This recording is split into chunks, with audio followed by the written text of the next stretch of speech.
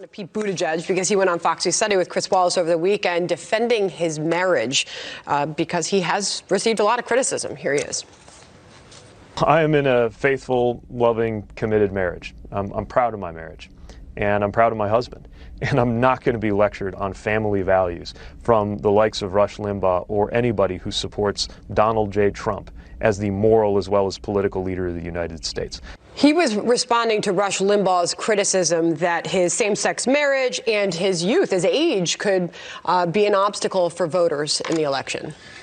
You think about the fact that Pete Buttigieg did well in New Hampshire because Republican areas and Republican voters turned out and suggest that maybe he won those votes. So there's certainly much range of where Republicans think about Buttigieg.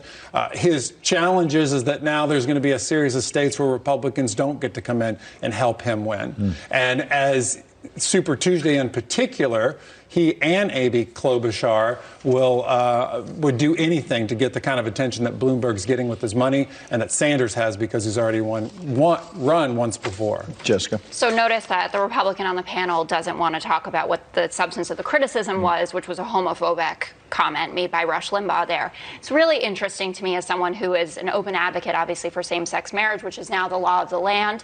Thankfully, a lot of work there by Joe Biden to do that. But when you hear these criticisms from the right, and this has been consistent even going from Bill Barr saying that progressives or the secular left are responsible for the moral decay of the country. And you see a loving monogamous couple like Pete Buttigieg and Chasten, his husband, up there showing what is possible, that someone who is in a same-sex relationship could be running for president and doing this well.